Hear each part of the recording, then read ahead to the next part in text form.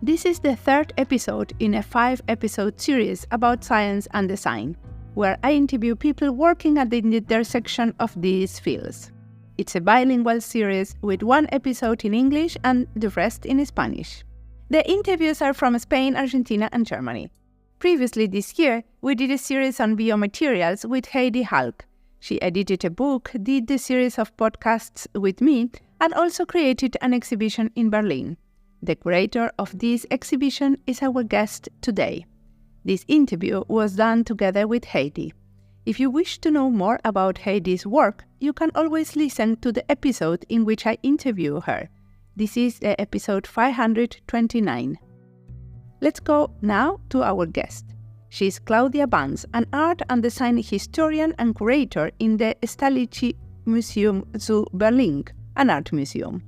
She's exploring new formats to discuss contemporary issues together with a broad audience.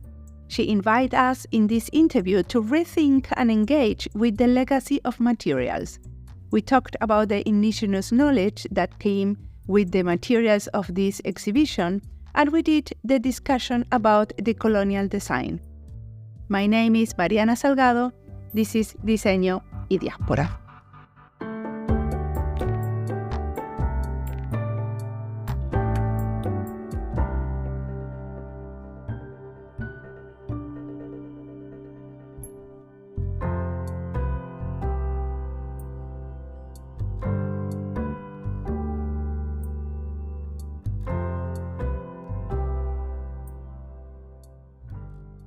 So, hello, I'm Claudia Banz. Currently, I'm working as curator for design at the Kunstgewerbe Museum in Berlin. My background is art history, so I'm a real art historian, and throughout my professional career, I moved towards the contemporary art and design field, and I'm especially interested in not so much in design, but more in the relation of design in a societal context and in an environmental context, and also in a social context. So I worked a lot in the field of social design, was also organizing an international conference on that topic. Yeah, and now I'm working at the Kunstgewerbe Museum, and I always try to introduce new formats which serve as a kind of discursive platform, and to invite other actors to discuss certain topics in forms of exhibitions, panel discussions, and all kinds of formats, workshops, etc. And for me, it's always super important to engage the public, because I consider this as an important mission of a museum. We are official and we are still democratic cultural institutions, and I think this is one of our strongest mission we should fulfill, to connect with the public. How did you start to be curious about design? Because we know that not all art historians are interested in design. Actually, it happened at the very beginning of my career, because after my PhD, I applied for becoming an assistant curator here at the State Museums. And it happened that my first venue, at that time we had like 3 venues or 3 museums we could choose for this postdoctoral education, and my first venue was the Kunstgewerbe Museum. And the director at that time, she was working on a huge exhibition called Architects as Designers. And that's how I fall in love with design. And when recently I had a look at the catalog we published at that time, and I was still at that time, I was working on the notion of the social design, of the social engagement of architects and designers, and I would say this is how I was affected also with the contemporary, because before I was more focused on the Baroque age. And the third venue was at Hamburger Bahnhof, and there I was involved in a huge exhibition because it was the turning of the century. So in 1999, they launched a super huge exhibition with a lot of artists involved. And there I had really the opportunity to directly talk with the artists and asking them about their works and their meaning and their opinions and their background. And this was really, I thought, wow, yes, this is what I wanted to do, really to work in the contemporary field, because I also like to communicate and I like this exchange, and it's very inspiring, giving you new ideas, and it's another way of learning. So this is also very important for me. And I was invited in 2009 from a colleague in the Netherlands. He was head of the Biennial for Social Design. And he said to me, Claudia, you have to do a solid museum exhibition on social design. And I said, oops, okay. What could it be then? And then I started to reflect upon what is social design, what could it be, and how could we express this in an exhibition. So yeah, so maybe these were my first initiations to towards design. Perfect. Now let's go to the exhibition that you are now hosting on and curating on biomaterials. So how was the story of your collaboration, Heidi and Claudia? It was really interesting. It started actually before this platform that now Claudia has created, the More Than Human platform. We did an exhibition. I was part of an exhibition by the Cluster Matters of Activity called Material Legacies that was also in the museum in 2022, I think.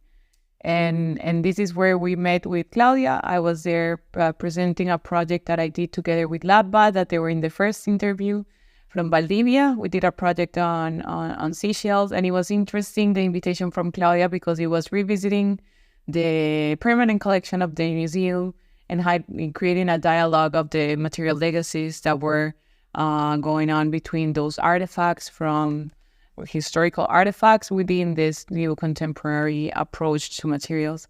So it was really interesting, and for me, it was the first time also be exhibiting in a museum abroad. And then time went by, and then Claudia, you can follow the rest, because she sent me a message. She's like, I'm working in a project, and I was like, super cool. I want to know about the project, but I didn't know it was an invitation. I just knew she had a project in mind. Yeah, it was really, because when I came back to Berlin and back to this museum, I really got more and more interested in the topic of material, because materials are in the DNA of all museums of arts and crafts, and one could say that our collections also represent a huge material archive in a historical perspective. We are also team-wise, we are structured by materials. So we have the curator for glass, we have the curator for ceramics, and we have the conservator for organic materials, we have the conservator for metal, for wood, etc., etc. And I'm the only one who has no material field, because I'm doing exhibitions. And this is what fascinates me, to browse through the collections and to rethink material, because where you have different materials have different legacies. And that's why I thought, okay, let's create a platform where we can talk about all these different layers and complex contexts of materials. And and as Heidi already said, I knew that she was working on biomaterials, and I thought this is something I want to engage with, because so far, unfortunately, I have to say that we have no real collection of biomaterials in our collection. I mean, we have the critical materials like ivory and other ones, but let's say contemporary biomaterials we still don't have. And I'm aiming at building up a collection on biomaterials. And I was really overwhelmed that Heidi not only said, yes, we do something, but then, she started this incredible project, bringing all her network together, launching an open call, and then she was, we got so many answers, and across Latin America. And I think this is really great because it's also about networking and collecting knowledge, collaborating, working together, exchanging experiences and knowledge. And this is what I really like a lot about this project. It's not by one person, because at the beginning I approached one person, namely Heidi, and now it's a huge group. And this is really, I think, wow, because it needs also a lot of energy to do this and keep everything together, keep the threads together and really structure it. And so I'm really super, super happy about this collaboration. So we have now in Berlin an exhibition about Latin American biomaterials, right? And this is an exhibition that also dialogues with the book that Heidi has done with other colleagues. Did I understand it right? Yeah, it becomes like a thread of connections, I guess, by the activities that we've been doing. So it started out the Biomaterial Archive in Buenos Aires. I think that Claudia also saw that at the same time this exhibition was going on in Buenos Aires, and that also kind of sparked a curiosity about the topic. And then we went into the book, and there was a lot of understanding the field and understanding the community more in depth, and also looking at this value that we have in Latin America. So when Claudia invited me, I was already working with this project with Gisela Posetti on the book. So it was like, okay, if I have to curate it, of course I have to do it with Gisela. And also about doing this thing from different countries and also have different cultures. We also invited Valentina Liaga to join from Chile. And as Claudia was mentioning, to start it to kind of consolidate a network that is already there, but put it in a framework that it could be more systematized in a way. This is something that we also did with the book. So in this case, the exhibition is called Matter of South, and we use this word as matter as material, and also as matter as a subject, asunto, we say it in Spanish, materia. And it's really these invitations from Claudia as well. It was like, you can do anything you want. She said she started a list of things that we should do. She's like, okay, it could be an exhibition, it could be a symposium, it could be a workshop, it could be a manifesto. I'm really interested in this critical writing and stuff. And we're like, okay, we're gonna see. And then we came back, okay, we're gonna do a workshop, we're gonna do an exhibition, we're gonna do a manifesto, and we're gonna do a symposium. We wanted to do everything, and then we started gathering the people together, working with this group in which we were working towards a manifesto, because we don't have it yet, and we think this is like a ongoing thing. So as we're doing, and also it's kind of an instance where we have a picture of what's going on in Latin America, but there's no value judgment on what is being done. It's not that we selected pieces. Of course, all the pieces that are in the museum are beautiful and they have so much work behind it, but it was more about looking at the diversity of projects, the diversity of places that they've been doing. This is important, and how to build the relationships and the sense making with Jimena to be able to understand how these projects were going to connect, because you have projects that are being done in the Amazon in Peru and as well in the Amazon in Ecuador. And what are the things that are bringing these projects together? If they should be, in a way, showcased together, because the exhibition has this part of the biomaterial archive where you have samples, but it's also have an audiovisual output in which these relations are being made, and people can have a sense of Latin America with this diversity, not only in territory, but also in how people do things and the resources in each territory. So, what are the challenges of exhibiting biomaterials in a museum, Claudia?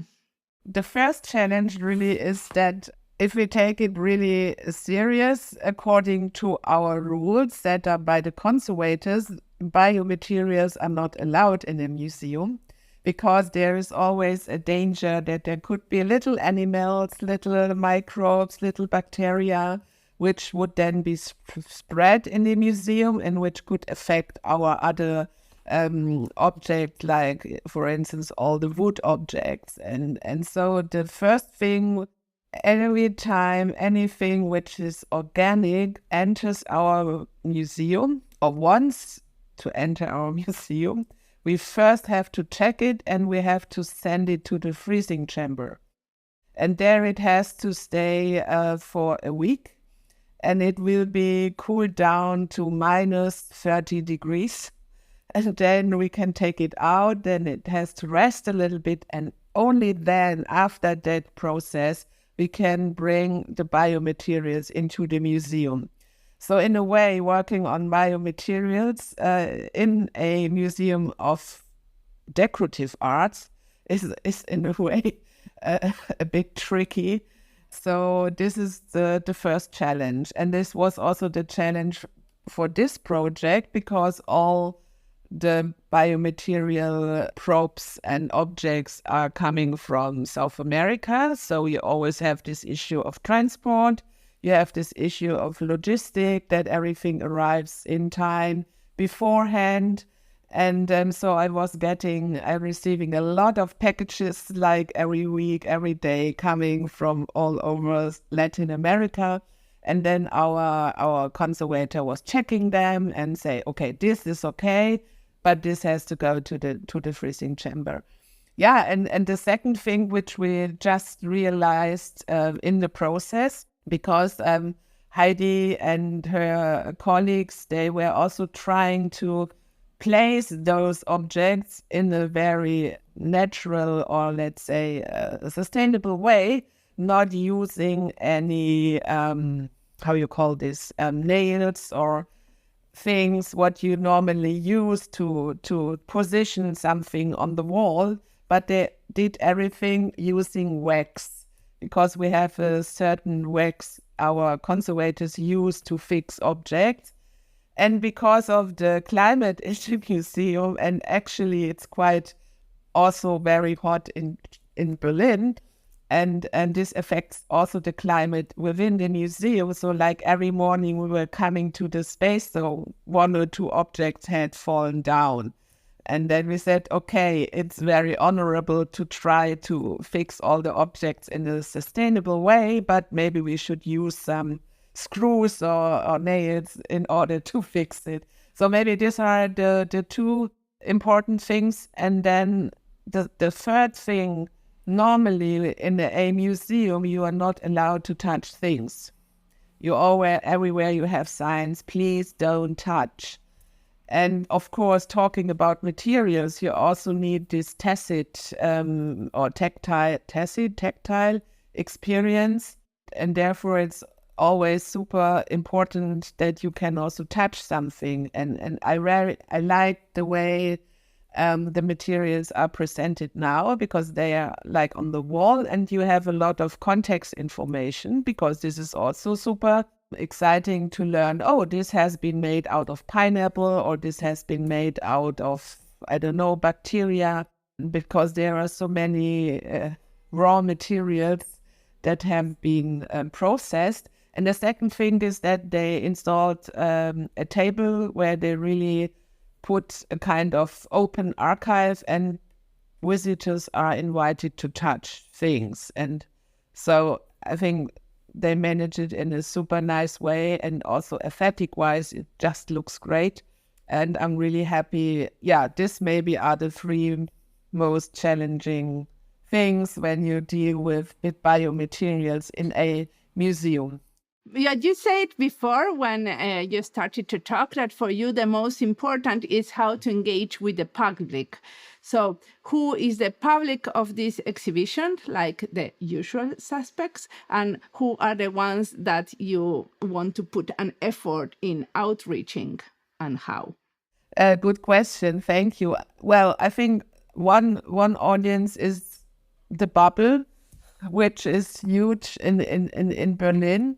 And I know that they always looking for places to meet and to discuss, and also to do networking.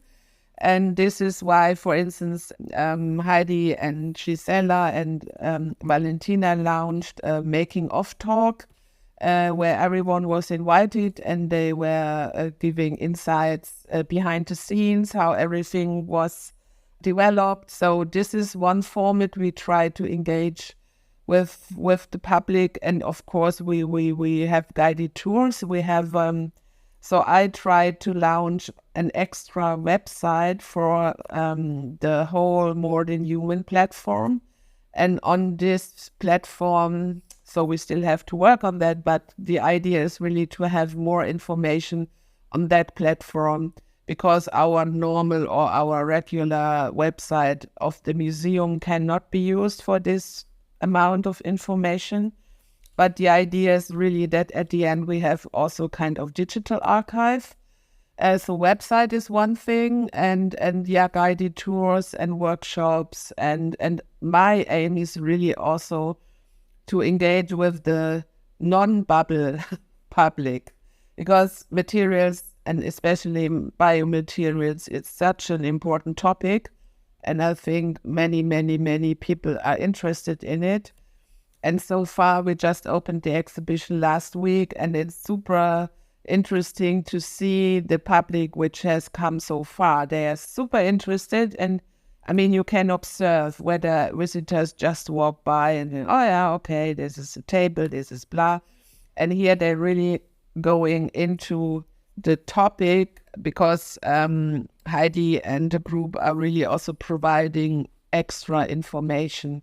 And this is also something super important in a museum, whether you just have a label saying, okay, object made out of whatever, pineapples, and then that's it. But you need more context information. And I think this is also great what they did also with the projections, with the mapping, what you can see. And they have another projection where you could really follow. You could see all the initiatives that are involved in this project. You could see how they work, who are the faces behind the project. So all this kind of different layers of information, I think, is very well done in this project. And these are how we try. I mean, there's not one strategy, but we try with these different formats to engage with the public.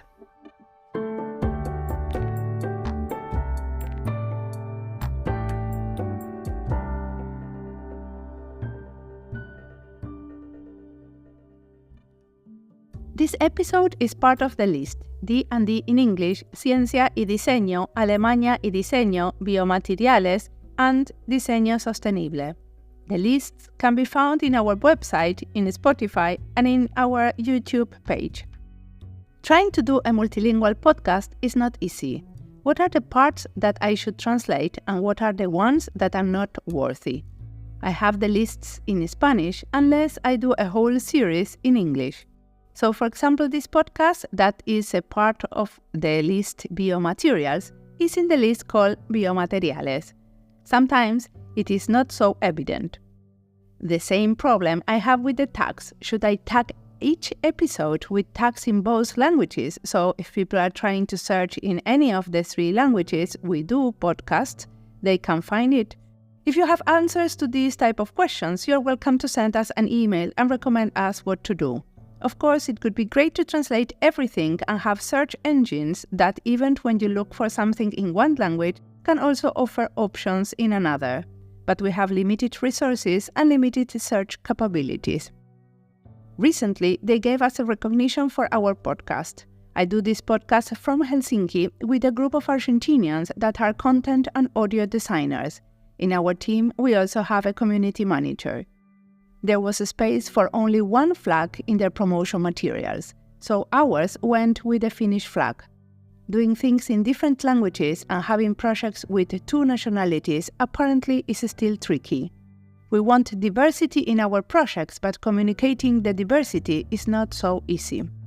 Many of us live multilingual lives, speaking a mixture of many languages during the day. We speak the language of migration, a stew of many, and we play with them, especially the ones that can explain the same combination of languages. But then, when we need to do things related to work in many languages, it is stiff and difficult. Doing podcast in English is like a stone in my shoe. With practice, I will learn to breathe through the discomfort. Or I hope so. Let's continue listening to Claudia, that she has much more to tell us.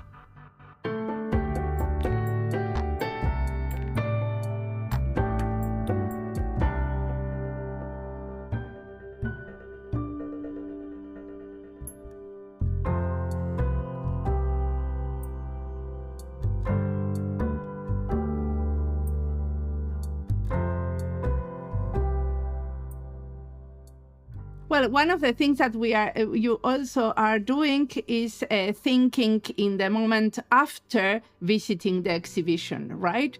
Because you are going to have these materials as part of the platform and thinking how to archive and communicate about that. And also what you are doing in this exhibition is to use the episodes of my podcast as complementary information in Spanish, because these episodes are in Spanish. What do you think about that?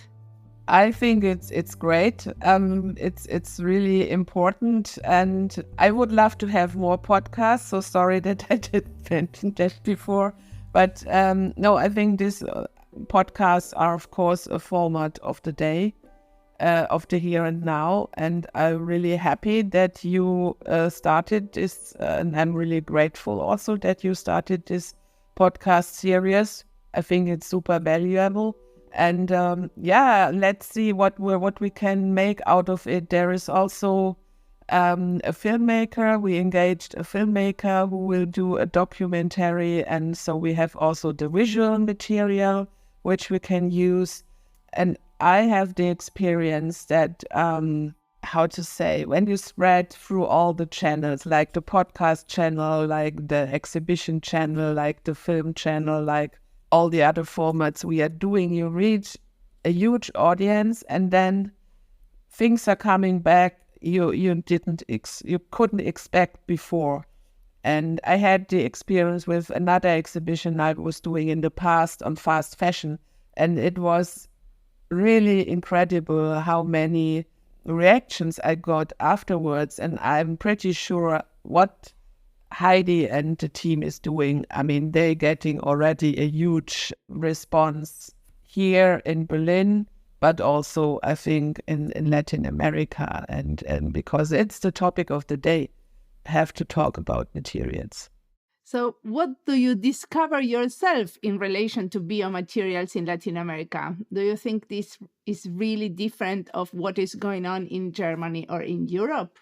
Yeah, one thing I'm reflecting upon is the so-called indigenous knowledge, because when we're talking about biodiversity, we learned that like 80% of the biodiversity is so within the territories of the indigenous communities.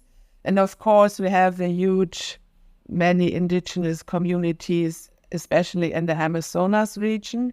And I have the feeling that there is a much closer relation to indigenous knowledge, of course, in Latin America. And if I reflect upon Germany indigenous culture, I don't really know where. I would say we don't have indigenous culture, but maybe I'm wrong. And this I find super fascinating and important, because also within the context of colonization and decolonization, I think this is especially also, this is another important context when we talk about biomaterials. And also what I learned is the locality of materials. And this brings us to the level that we should also reflect upon the way how we consume things. So it really brings up to a societal level. And this is something that I'm really, I would say, in Germany, of course, we're dealing with biomaterials, and you have a lot of workshops, and also at the universities, there are a lot of programs. But I would say we have a more intellectual approach. And I would say, from what I know and I learned so far, I would say in Latin America, you have a more natural and more, cultural-centered approach. And this, in my point of view, makes big difference? I would say that also, I think that since, as Claudia was mentioning, there's a lot of programs within the university, also research programs about the topic.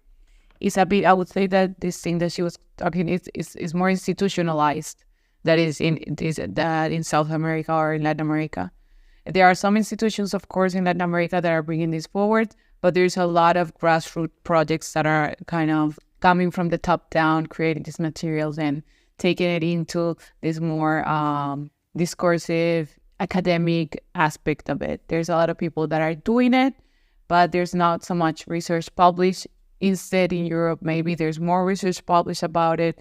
Is framed within the universities mainly. Of course, there's other people doing it, but if you look at the results from the map, the most percentage of people in this 250 initiatives that were presented, there was a very few amount of organizations or individuals that were working with also funding from an organization or an academic institution, and hence there's a lot of knowledge of word of mouth and learning through doing as well. And I think that that's the main difference, and something that we really wanted to highlight during the in the exhibition and what we're doing is this Latin America way of doing, formas de hacer. We talked about it yesterday a lot, and it's very different. And this also brings us more to this community that is being built in Latin America around biomaterials. So we are really close together because we need to kind of enhance the resources, and this time not the natural ones that we have there to be able to produce, but just the resources in terms of, okay, I learned how to do this. Maybe you could do it with this other material. I'm doing it in my kitchen, and how to kind of pass on those experiences in order for more people to know about how it's being done. I would say more formalized in Europe and United States, and in Latin America it's getting there, but it's really interesting that there's a lot going on outside of these formal spaces. Perfect.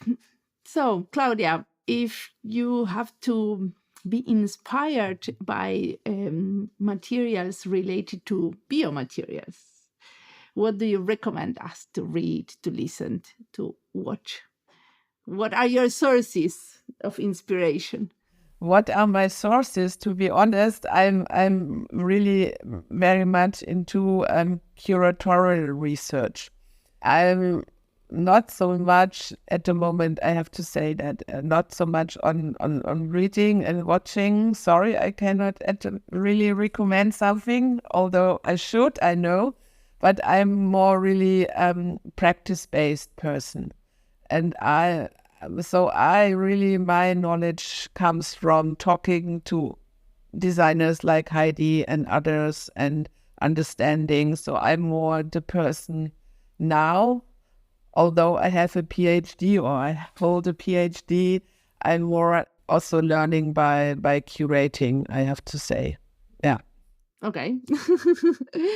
So how do you think this exhibition connects with other future exhibitions in your gallery or future research topics? I think I will continue with the platform of the More Than Human. We are planning to have something also more on speculative objects related to this topic of the multi-species engagement. We will have planning another exhibition on species like the ocelotl, which is the Mexican cultural animal.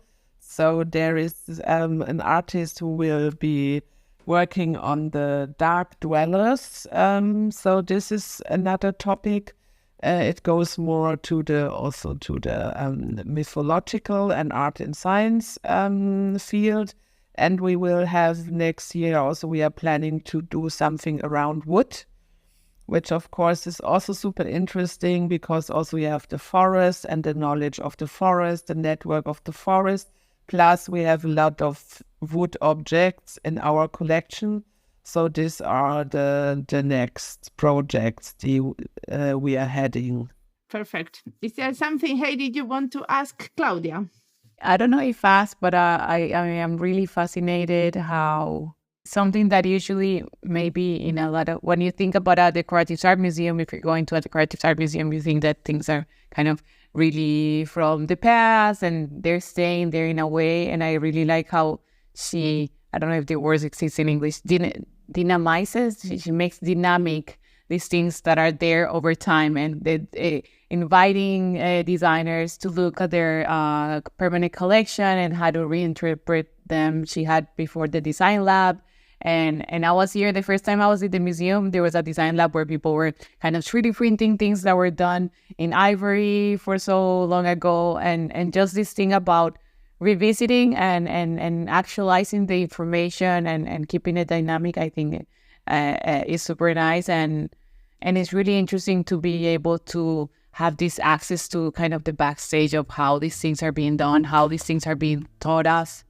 And I'm super grateful for the opportunity. I've been telling Claudia to open the doors for us and to actually let us take over the museum, because we've been there for 3 weeks, running around, staying late, coming in early, disturbing or being part of the team with the museum. Yeah, I would say that I think it's super generous opportunity that we got.